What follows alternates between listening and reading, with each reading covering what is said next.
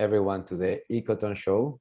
This is the episode 16. My name is Kamel Sheswanda, Kama for short. So first and foremost, in my profession, I am a biomimic, but in my life, first and foremost, I am a mother. This is the channel, the Biomimicry Ecotone, and all the 7-minute chunks are there. We are doing this in alliance with the Biomimicry Institute and with B3.8. Biomimicry and health. There's so much that we can learn from nature about healing. My name is Lindsay. I am a biomimicry professional, and I had the great privilege of learning biomimicry with Hugo and Gama both. So we were all part of the same cohort, and we went around the world and enjoyed learning from nature in these different ecosystems. And I serve on the faculty at Arizona State University, and I'm a coach for biomimicry startups and a consultant as well. What I learned is that, in a word, nature would design an organization to be resilient. Change is always going to happen, and an organization that is equipped for change, that is resilient, can survive and can thrive in the face of change. This was how I began to understand the adaptive cycle. This is a model of change in nature, that resilience in ecological terms is different from resilience in engineering terms. So in engineering terms, we think of resilience in terms of bouncing back to the original state.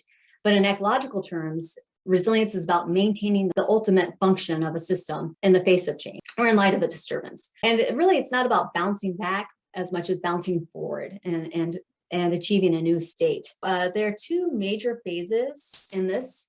There's the back loop and the for loop.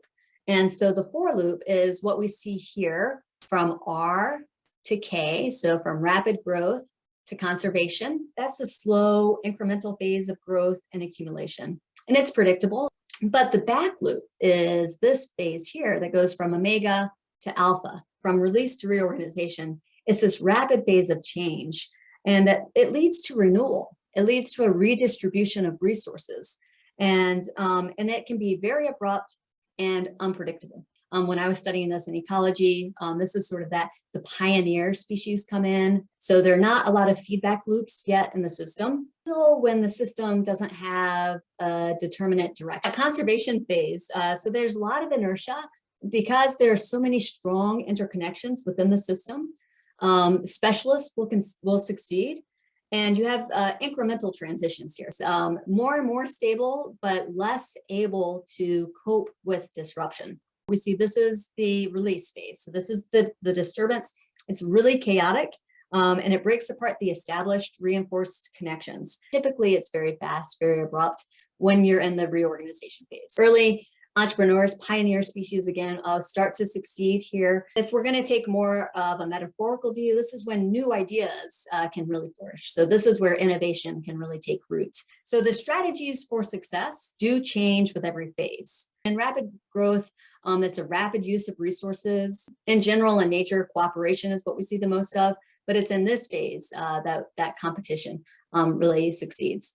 And then moving into the conservation phase, that's where we see much more niche differentiation, specialist to succeed, and it also allows that functional redundancy, which is a key to resilience. So having functional redundancy means having multiple species that can achieve the same function within an ecosystem. It would be production, consumption, and decomposition. They will be affected differently by a disturbance. So they would respond differently to a disturbance. Having that functional redundancy with response diversity is what enables resilience. This is the phase where we see much more cooperation over competition.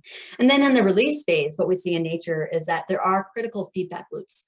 So the most critical feedback loops are the ones that stay in place the most. These critical feedback loops are related to this critical connection, so the system can survive, right? Yes, we don't necessarily need a majority to make the change that we need to see, but we need to have the network of change makers, and that's what can really allow for change to happen. So the critical connections across the network. And then in the reorganization, some of the natural strategies that really allow for the reorganization to happen in nature is that there's legacy information that renews the system. And those can be in the form of seeds, the mobile links that import resources, birds coming from a non-disturbed area that have their droppings with seeds in it, things like that, animals coming in. It's the big lessons to take away from this is that disturbance enables renewal. A lot of times it's very hard to make change unless there is some sort of disturbance. Information endures. While the connections and physical infrastructure may change, it's really that information. So there's mobile links that import, in this way, genetic information. Resilience is enhanced through variations, diversity, redundancy, and decentralization. The model of the adaptive cycle holds true in all complex adaptive systems.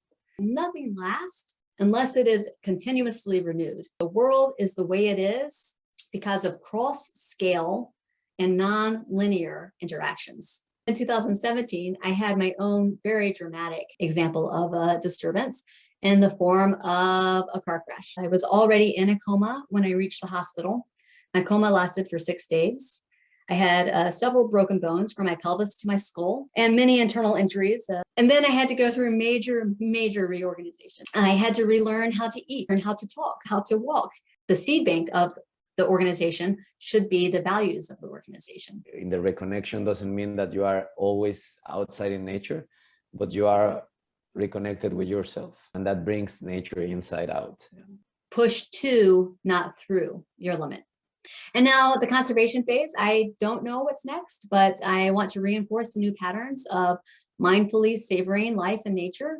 Gratitude is powerful medicine, and that it recognizes not only the gift, but also the giver. If there's like a grain of rice on the floor, I will pick it up and put it in my compost because I feel so much appreciative of the gift of life that I want anything that has life to stay in the cycle of life.